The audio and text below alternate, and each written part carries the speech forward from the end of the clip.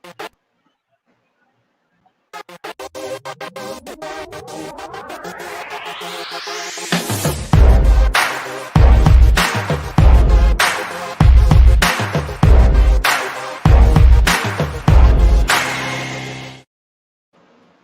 afternoon, everyone. Welcome to Known Live. I'm Barb Nangle, Community Manager at Known, and I want to welcome our guest today, Anne Marie Knight. She is the Acting Executive Director of the Black Business Alliance. And before we get to her, I want to tell you a little bit about Known. Known is a dynamic co-working community to connect people across their fields of expertise, endeavors, and experiences. And though we started as a co-working space in downtown New Haven, and it's still the only co-working space in downtown New Haven, we moved our community to the virtual world once the quarantine started. And as a result, we now have 3 virtual programs. So one is Digital Media Sync. This is every Tuesday morning at 8:30, featuring Julia Googe, the social media maven of Agents of Branding. The second one is this program, Known Live, which is approximately weekly, and Pivot Talk. Digital Media Sync is your window to the digital world. Known Live is a place for entrepreneurs, artists, creators, thinkers, educators, and community members to share who they are, what they do, who they serve, and how they serve those folks. And Pivot Talk is a virtual stage for businesses to share and learn as they grow. So if you or someone you know would like to be a guest on any one of these shows, please message me. You can reach me at barb@knowncoworking.com. And our purpose, both in the physical world and the virtual space, is to make connections between people. We're here to help you get connected, inspired, and get known. So now I want to introduce Anne Marie Knight. She's the Acting Executive Director of the Black Business Alliance. So Anne Marie, let's start with a personal introduction about who you are and then your own personal business, and then we'll get into how you got connected with the Black Business Alliance and then who they are and what they do. So welcome. Sure. Thank you so much. Thank you so much for inviting me to be a part of this afternoon. It's my pleasure. So again, my name is Anne Marie Knight, and I am the new acting director at the Black Business Alliance. But prior to this time, and even now, I've owned my own business. So I've spent more than 20 years or so in nonprofit, primarily in management and consulting services. I have a heart for nonprofit organizations. They are the heartbeat of the community, and I've been involved in helping to do strategic planning, board development, retreats, that kind of thing that help organizations to sustain and grow in the community. So I do have my own business, which is called Shine Consulting and Training, and I am the Chief Strategy Officer. And my role there is to be able to, again, reach out and connect with small businesses and nonprofit organizations and help them to shine in the community. That's what that is all about. Fantastic. I already know some people I got to connect you to. Excellent. That's what's so great about this kind of connection, right? Absolutely. Absolutely. So how did you get connected with the Black Business Alliance initially? So I think it was about 4 or 5 years ago when the Black Business Alliance was really just beginning in its infancy stages. They were hosting a series of community events to be able to hear from the community what were the needs of the business community. And I believe there were either 3 or 4 specific events that happened in New Haven, and I was a part of those initial conversations. Mm-hmm. And then about 2 years ago, I was asked to come on board to help as a consultant develop the board of directors and really looking in terms of long-term, what was their strategic plan? How were they going to diversify their funding and grow their membership and help them in that capacity? So I started in that capacity. And then, as you know, COVID came. And when COVID hit, it hit the Black Business Alliance as well as the small businesses, all right, as an organization. Mm-hmm. There was a gap in leadership. And I contacted the organization and really with a message that it was time for us as an organization to step up and have a verbal and vocal voice in the community for Black-owned businesses. And that turned around where the ask came for if I would be willing to step in and take the lead. So, of course, I was not going to turn that down. I have a heart for their mission. I believe very strongly in who the organization is, and I'm thrilled to be at the helm at this moment. Fantastic. And I noted that I was told you were the acting executive director. So does that mean that there's a search going on right now for a more permanent executive director? There's not a search at the moment, but I believe that that will take place over time. I think my role right here, right now, is to address the needs of the organization during COVID, during this race crisis in our country. And then as we stabilize the organization, it will be able to determine what do we need for the future. I don't think all of that's clear at this time. Okay, well, that being said, how about if you start by telling us about the Black Business Alliance, maybe a little bit of the history and the mission that you mentioned a moment ago? Sure, absolutely. So it started officially about 5 years ago.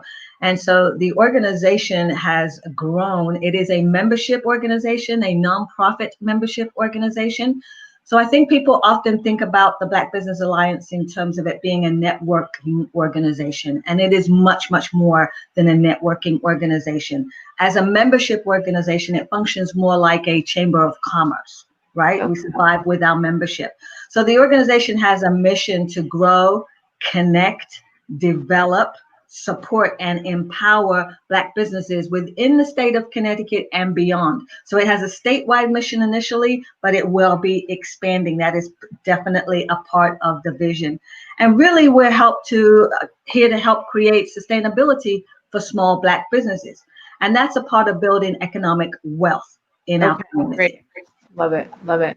Yeah, we had a guest a few weeks ago, Ron Coleman from New Haven Counts. I'm not sure if you're familiar with him. I know, Ron. Sure, I do. Oh, you do? Okay. And so what they are looking, first they were focused on math, and they realized, kids don't want to just do math problems. It needs to have a purpose. So then they were focused on financial literacy, and then they morphed it into, we really want to turn them into entrepreneurs. And a big part of their education is helping them understand what is generational wealth and how do we create it in the Black community. So sounds like, and we're actually trying to work on collaborating in some capacity with Ron and his folks. So what you mentioned that the Black Business Alliance is more than networking, that it's a member organization and functions something like a chamber of commerce. So given the name of our organization and known, tell me, what are you known for? So can you give a couple of examples of ways in which member organizations have benefited from being in the Black Business Alliance? Absolutely. So I think the biggest thing that we're known for is our ability to make concrete connections. So we're able to connect Black businesses with each other, and we need that linkage with each other. We know who each other are. We're able to create referrals between the organizations. But there's also the possibility of organizations being connected with larger contractors. So universities or corporations who are looking for ways to expand into the minority community. They don't always have access to the contractors. We don't always have access to the contracts. So it's really a pipeline to be able to build some of those connections as well. Right. So how do you make those connections? Do you have a person, like, for example, at Known, I'm the community manager. And so like everybody at Known is making connections, but it's really my job to be the one to say, okay, this person needs this. Or they need this resource, or they need this kind of a contractor, or this kind of a service, or whatever. So how do you make that happen? That really is my job. So it's very similar to yours, right? So my role is right now the connector. That's how I would describe it. Excellent. To be able to make those connections. So we're getting calls from businesses who are trying to start up and don't know where to start or what resources they may need, and I make those connections. Or businesses who are already existing and either need access to funding or want to grow their business, and we're trying to make those connections as well. Excellent. So we are kindred spirits. Absolutely. That's great. And I think this is really helpful because when the racial tensions inflamed and people started really looking about, like, how do we support the Black community, one of the things that became very clear at Known is, because we mostly work with businesses, it just makes sense for us to support Black businesses. Yes. So I now have a connection to you, and if I don't have folks in my network, then I can tap into your network.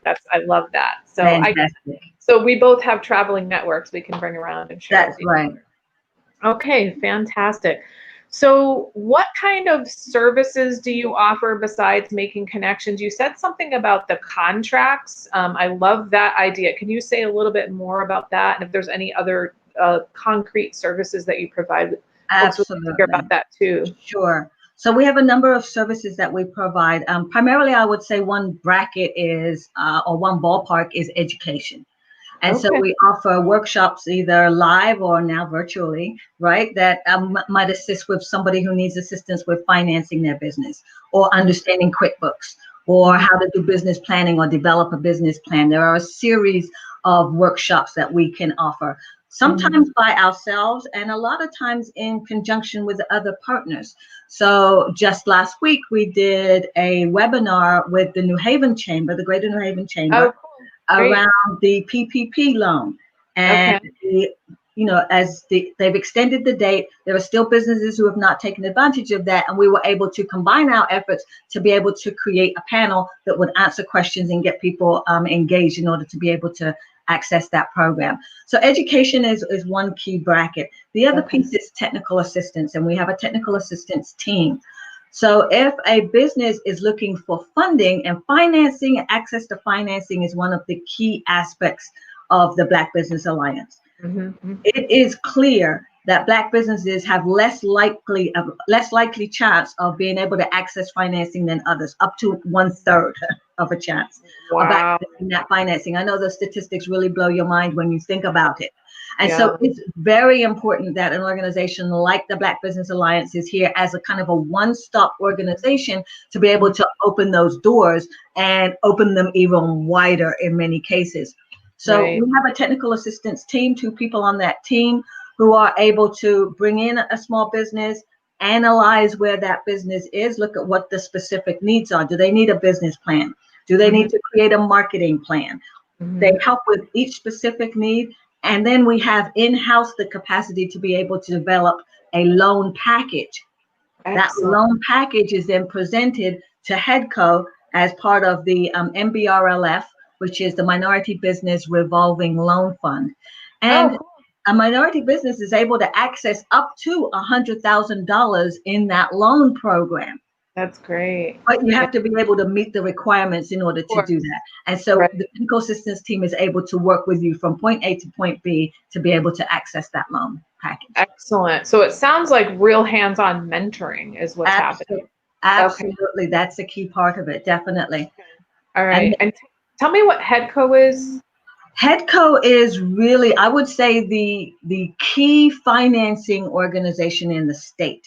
So they're funded by a lot of state funds, the Department of Economic Development, but any kind of business loan that's generally happening, and most even the grants that are happening, particularly right now, that are state funded, come through HEDCO.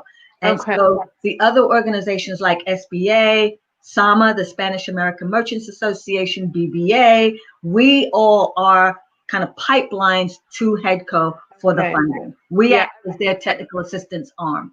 Excellent. I've heard of it. I don't remember what it stands for, and I knew it had something to do with funding, but that was the end of my knowledge about all that. Can we move now to talking about ways in which the whole COVID-19 environment has impacted Black businesses? Absolutely. So if I'll start that, if you don't mind, by talking about the way it's impacted this organization. And Okay. I really think because it's kind of a microcosm of what's happening in the Mhm. Black community in general. So a Black organization like BBA struggles sometimes for funding. We are often underfunded as an organization, even though there's a great amount of need. And if you've worked for any amount of time with nonprofits, that is not unusual for Right. nonprofit organizations. But for Black owned and Black run organizations, it's even more of a need. And Mhm. so when COVID hit and businesses were in crisis in our community, we were not able to pivot as quickly as some larger organizations who are better funded, right? Mhm. So they Mhm. have access to resources that this organization didn't have. And Right. that's really the same thing that we're seeing with the minority businesses. So, for example, statistics have said that there are about 40% of Black businesses that were closed during COVID, during the pandemic. 40%. Wow. Oh my goodness. Like permanently. closed. About another statistic said recently 41% of Black-owned businesses were closed between February and April, compared to 17% of white businesses. Oh my goodness. Ugh, And that's the issue is, you have to be able to look at the inequities in the community in terms of it being a larger picture. So we're right. talking about businesses that were already financially struggling. Right? Right. We're talking about businesses. We have a high percentage of Black-owned businesses that are in the service industry, the Mhm. restaurant industry, right? Mhm. They provide care like salons, hair care services, those kinds of services. And so a business in that category may not always have a lot of employees. Right. And those were also the hardest hit businesses when COVID happened, when they asked people to shut down their doors, asked people to socially distance. These types of business took the biggest hit. So Mhm. it's been a very difficult and challenging time for black businesses, also because funding is always a challenge. Many of Right. these businesses start with their own funds. They don't start by going out to get a bank to get a business loan to start Right. bootstrap in order to start these businesses. So Right. when your finances are tight to start with, it's even Mhm. harder. You're asked to shut down for 2 months with no form of income. Many of these businesses will not be able to open their doors. Right. Yeah. Wow. That's awful. So, is there more that you want to say about the impact of COVID on Black businesses in general? Absolutely. I mean, I think that we have to be cognizant of the fact that people are struggling Mhm. and that it's important for resources to be available. And I think when your viewers are watching, we might think, well, the government released, the PPP funds or the EIDL funds, or they released coronavirus programs to be able to help small and minority owned businesses.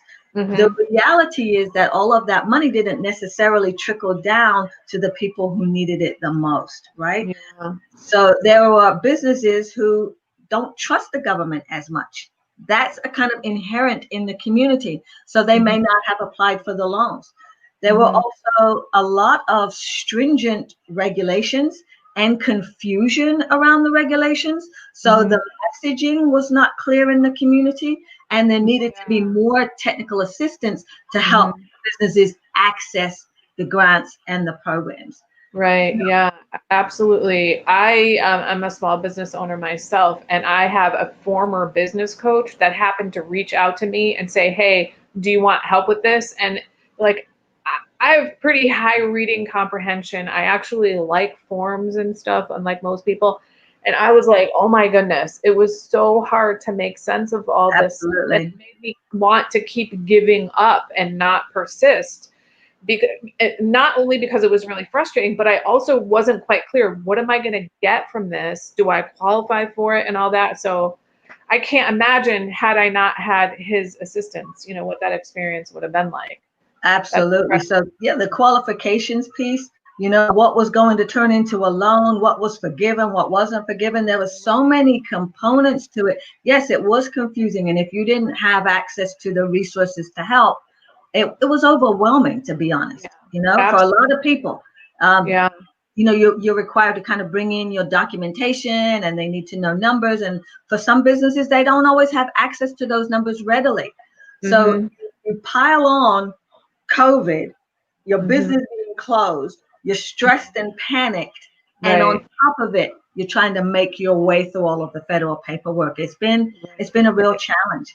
Right. Well, and then there's the larger context of the structural inequality in this society, which is why there's all this lack of resources and lack of connections and lack of funding because of the history of racist policies and practices in the society that created this in the first place.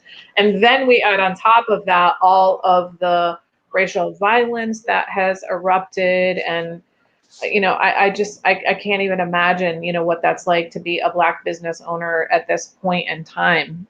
Um, you did say something about the panel last week that you did in conjunction with the New Haven Chamber of Commerce about how there's still some funds available. So can you say more about that? Like, is it still possible for folks who haven't gotten any kind of either PPP loans or the I don't remember, EIDC. Is that the right?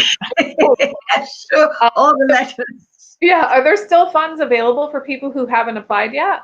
Absolutely. So let me do two things. Let me start with saying, although Black businesses are struggling and this is a very challenging time, that as a people, we are extremely resilient and very creative. And Mhm. so something that I have become very aware of in the last couple of months is that strength, that energy, that ability to just jump and shift and move even in the middle of this crisis and still be able to grow your business. So I am absolutely astounded by the numbers of individuals who are growing their business during this time. And you mentioned Elisa, you're going to have her on your show Yeah. next week. And so, those kinds of stories are happening all over the place. I ran into a salon owner whose business was completely shut down. Mhm. Completely shut down. In this time, she created some body products and health products and has been growing her business by leaps and Wow. bounds with a Yeah. completely new line of Right. income. Right. That's incredible. And that is one thing that, crises can do is create opportunities. And I think that what a lot of people are seeing is the online thing, Yes, that people that didn't see online communication and online workshops as an option before, like everybody sees, oh, there's this giant opportunity here. And so I think that a lot of us are seeing business opportunities there too, where we never saw them before. Yeah. absolutely. And that's another thing we're hearing, especially from consultants and independent operators. Yes, they're moving online, they're doing workshops online, they're establishing new programs online, and they are getting business. So I think that this is an incredible time for opportunity. So along that line, there are still funds available from the federal government. So the PPP is the Paycheck Protection Program. All right. It is there to protect your payroll. And Mhm. now, even as a consultant or self-employed, you are eligible to participate in this program. You have to Okay. keep in mind that that was not the case at the beginning. So, Okay. for an example, if you were a salon owner and the people who rent chairs from you are 1099, Hmm. you didn't have a payroll, and Right. therefore you were not eligible for the PPP program. You are now eligible. So I'm just encouraging everybody, take another look at the Paycheck Protection Program, and EIDL is the Economic Injury Disaster Loan. These are Okay. two loan programs. The Paycheck Protection will be, a portion of it will be forgivable. So that Okay. means a portion of it turns into a grant that you do not have to pay back. In a Hmm. way, this is the best time for a Black business to be able to access funds from the federal government. For the most part, most of us would not have qualified for these funds. But this is a new day, and I would encourage people to go online and access these resources. Call us at the Black Business Alliance. We will Okay. connect you to the organizations that can provide the technical assistance. You only have until August 8th, so the deadline Okay. is coming very quickly. Okay. So that's like not even 2 weeks. Right. Okay. Great. That was, you answered my next question, was can they reach out to you if they need assistance with that? So we've got, four ways right here on the screen for you to go ahead. And if there's anybody who has a question right now, go ahead and leave a comment, and we'll, ask the question of Anne Marie. I want to shift now to suggestions you have for us as private citizens as well as business owners for how to support Black businesses and why it's important to support minority businesses. I think it's just good sense. It makes good sense to I'm support with the you on that. minority business. I don't even know if I have to quantify it at this point in time. But there are over 8 million minority owned firms in this country, and we Mhm. contribute about $1.4 trillion in annual gross receipts to the economy. This makes good economic sense to support Absolutely. black Yeah, and yeah. brown business, right? It just makes good Yeah. sense. So Mhm. practical ways that you can do that are support a Black business by buying from a Black business. And I know that it sounds obvious, but I Mhm. think sometimes we get comfortable in the way that we've been doing things for so long, and we go to the vendors that we've always gone to. We buy from those in our community that we see every day. And we Mhm. don't always think about ways in which we can establish new connections build new relationships, and just like we're doing now. And it's Right. important for you, right, to make the effort to step outside of your comfort zone, Absolutely. find Black-owned businesses and make those connections. So, and there are resources for that too. For example, you can go to blackownedct.com, blackownedct.com, and that's just one directory. There are at least two in the state that you can go online, you can punch in what it is you're looking for, and you'll be able to find the Black businesses either in your area or around the state that can provide whatever the service or product is that you're looking for. And so there's been a lot happening in the state to make sure that all of the businesses are coming into the directory so that you can find them easier. Another thing that you can do is there's one called shopblackct.com as well. There's as a second resource for you. But looking for businesses and being intentional, I think that's the word that I would like us to use, is be intentional about buying Black. What was the second one? Because I'm going to type it up and put it up there again. Thank you. Shopblackct.com. Blackct.com. Okay. Absolutely.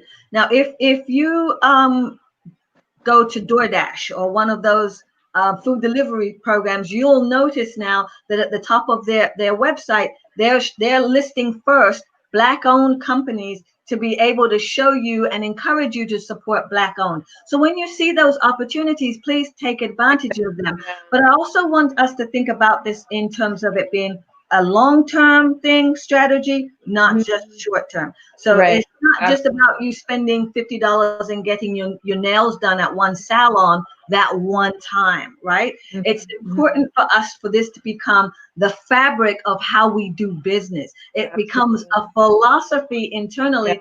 I am going to spend my money with Black businesses. Even if we say, okay, 50%, I'll make a commitment to spend my money in that way. I think we need to check ourselves and make those kinds of commitments. That's critical. Yeah. So one thing I don't think you know about me is that I'm actually a sociologist by training, and I came out of grad school with my purpose is to level the playing field, to bring the people who have been marginalized into the center. And so I already had this idea that the way that I don't have time to be feel guilty about being privileged. What I need to do is take that privilege and leverage it for the benefit of people who are not, who have been marginalized. And so I already had in my head, this was my thinking before this whole situation was, if I have Black folks in my network that do business, I absolutely reach out to them. But it never occurred to me, seek out people that I don't have. I mean, I had a couple of times, but now I'm very clear, especially if it's a new thing that I've never done before. I'm going to look up on one of these websites. I actually already spoke with, his name is escaping me right now, but one of the guys that holds the database of lists of all the Black-owned businesses in Connecticut to say, how can Known support you? Because we really want to get behind you and support this, because we feel like that, that's a place that we can do. And so what's happening for me now is I'm realizing, okay, I need to stretch myself. And like you said, this isn't about going to the Black-owned salon one time and getting your nails done. This is building a relationship with that owner and going there every single week and getting your nails done and bringing your girlfriends with you and referring other people to that business and creating relationships with folks like that. One of the other things that I have just recently started using social media in the last year. I know that that's young for a lot of people, and Instagram is the place where I spend the most time. So I've been following a bunch of especially Black women who are in the finance world, and just following people on, following them, not just to add to their numbers, but to build relationships with them. And I've been able to refer people and say, hey, this woman has exactly the course that you were looking for, that sort of thing. So like you said, and also I now have a bookmark on my thing, Black-owned businesses, so that I have one place that I can go to and look for them.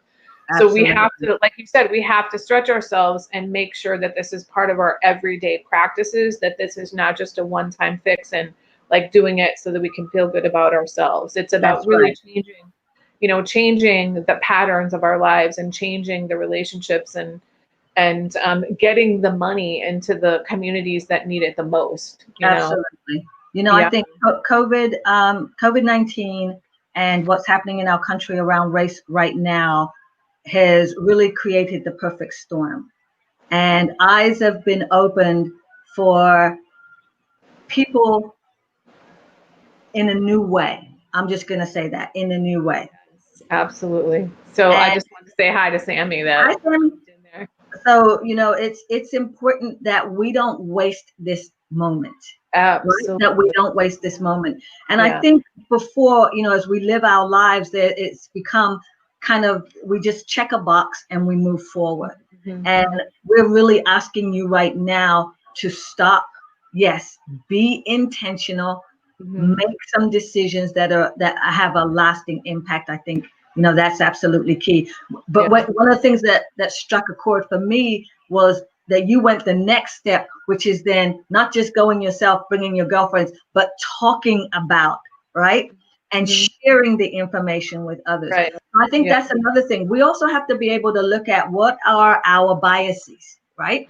So I Mhm. want to be honest about what happened. So if Yeah. we have inside of us this idea that Black-owned business is not as good as other business, or if we think that the service won't be as good, it Mhm. won't be as high quality, Mhm. if we think they're always late, if Mhm. that's our thinking, that impacts how we connect with businesses. Mhm. So I also wanted to make another ask, which is when you go to a Black business and you use a Black business, if for any reason you're not satisfied with the service, please check in with that business owner the same way you would at Walmart or anywhere else. Right. Yeah. And, Yeah. you know, talk about what the situation is and try to have it resolved that way, Yeah. rather than, because unfortunately what the internet has done, right, is made it very easy for somebody to go online and say, oh, don't go there, and Right. then Right. everybody gets that information.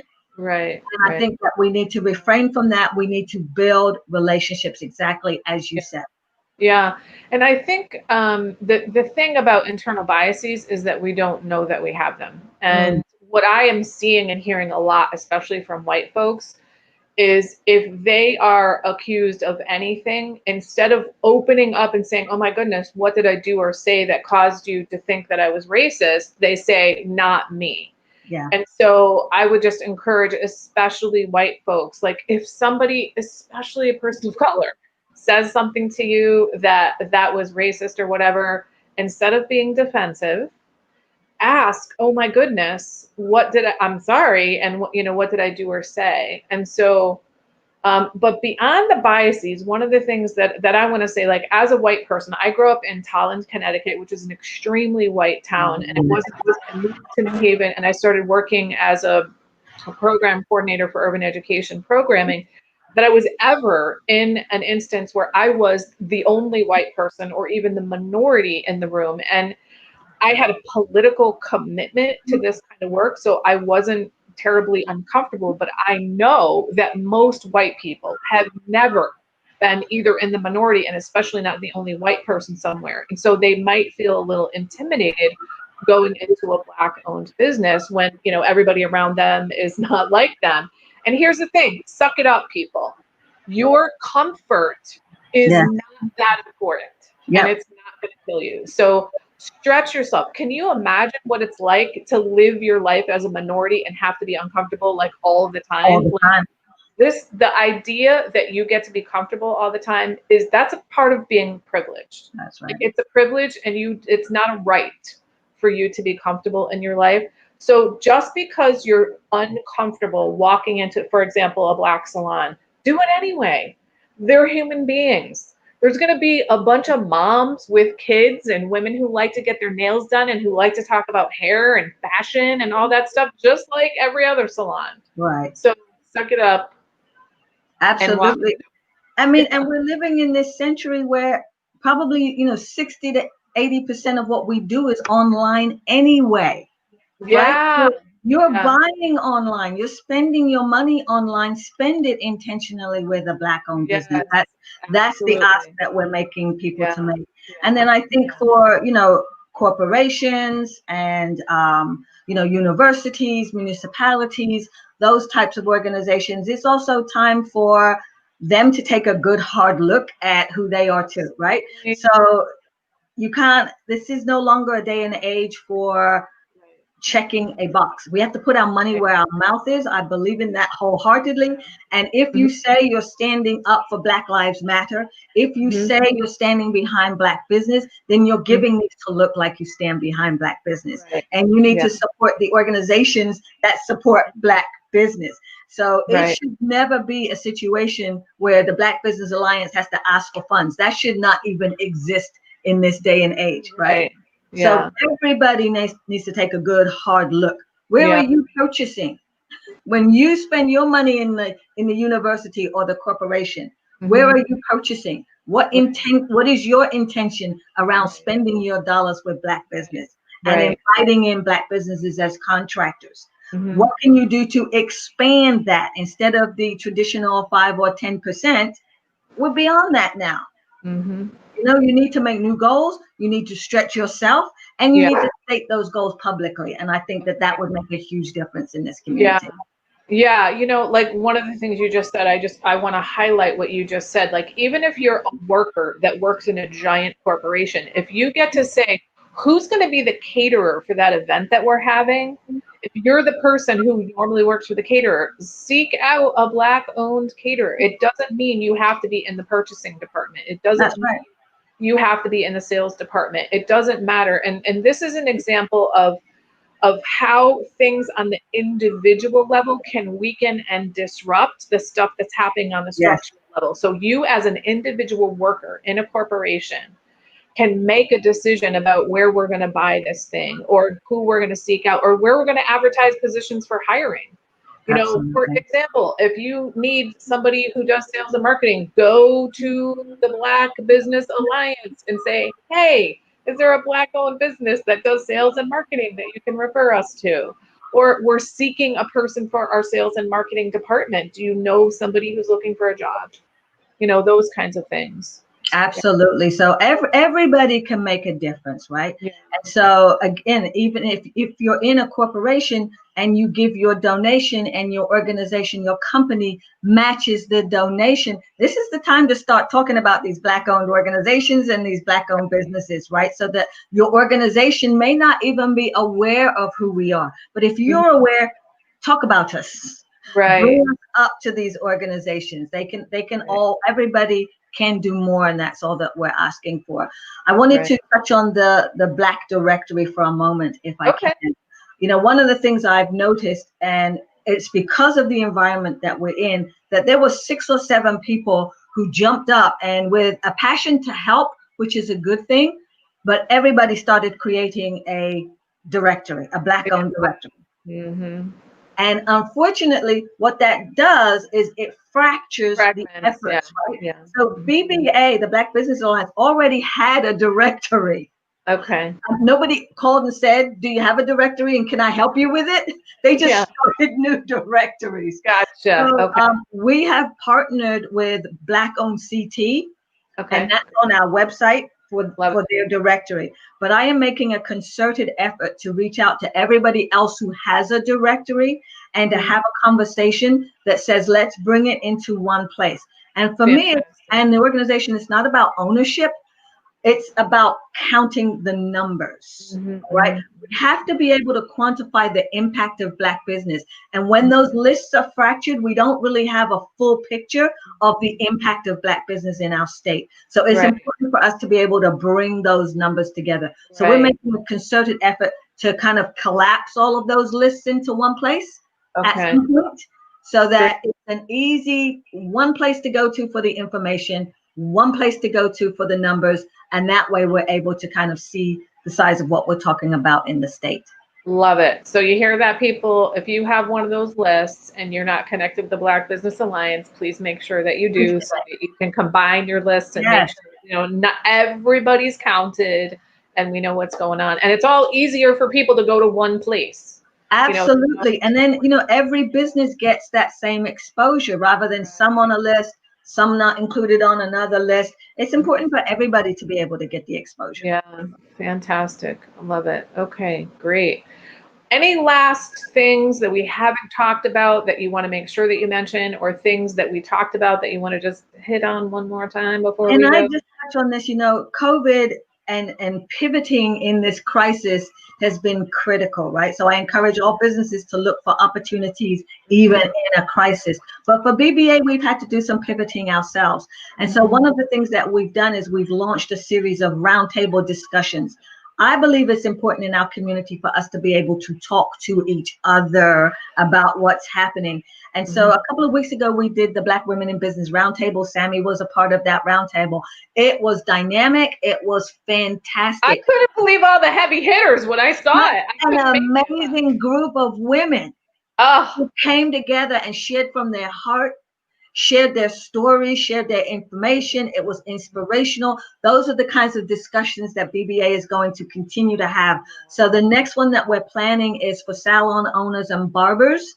Oh, fantastic. We definitely, those are key businesses in our community. Those are the framework of our community. So we want to hear where they are, how they're doing at this time in COVID, what their needs are. And we're going to have that coming up in a couple of weeks, followed by a restaurant owners roundtable. Oh, good. If anybody's within the sound of my voice who knows those businesses, who wants to be a part of the roundtable, please reach out to us at Black Business Alliance. It's bbusinessalliance.org. We also have a new networking function called the BBA Connect. It will be happening on third Wednesdays at 7 a.m. Reach out to me and I'll send you the information. And we are launching in September. This is exciting. It's called the Noir Expose. Okay. Yes, it's going to be a hybrid event, which will be kind of a competition for a small group of businesses. The winners of the competition will have some financial recourse there for them included, and they'll be able to participate in a boot camp type program so that we'll be able to track how they're growing and follow them over a period of time. I am thrilled to be able to just kind of unveil these new services that BBA will be offering. Oh my goodness, I'm so excited for you and for the Black community, and I'm so pleased that you were able to come here and that we were able to give you a platform. Thank you. To talk about all this stuff. So if you're watching this and you know anybody who might benefit, make sure that you share this video with them. And even if you're watching the recording and you want to go ahead and leave a comment, you can do that, and we'll make sure that it gets back to Anne-Marie. So Anne-Marie, I want to thank you so much for your time. This is Anne-Marie Knight. She's the Acting Executive Director of the Black Business Alliance. So I'm going to say goodbye to you for now, and I'm going to just talk for a moment about some things that are coming up at Known. So thanks again. Barb, thank you so much. All right. Take care now. All right, everybody. Just want to give you a heads up on things that are coming up on Known Live programming in the next week. You can watch these shows live or as replays on the Known website, which is nahvknown.com, and you can go to events/programming. On Tuesday, the 4th of August at 8:30 in the morning on Digital Media Sync, Julie is going to feature quick, smart Google ads for small business. Next Wednesday, the 5th at 3 o'clock, we're going to feature a panel, at 2 o'clock, we're going to feature a panel of wellness business owners on our show called Pivot Talk. And they're going to talk about the impact of COVID-19 and how they've had to pivot their wellness businesses. And just because Anne-Marie just mentioned it, it would be great if we could get some Black-owned businesses on Pivot Talk. We haven't done that yet. So if you or someone you know is a Black business owner who's had to pivot your business, we'd love to profile you on on Pivot Talk. So send me an email, barb@knowncoworking.com. And then lastly, on this show next week, Wednesday the 5th, an hour after Pivot Talk, 3 o'clock, we're going to be featuring serial entrepreneur Elisa Bowens Mercado. She's an African-American woman who has made inroads in business in a couple of different industries, including the brewing industry and the construction industry. And she's most famous around New Haven for Elisa's House of Salsa, but I have a feeling that Rhythm Blue is going to overtake Elisa's House of Salsa in terms of her popularity. So thanks again for watching. Take care, everybody.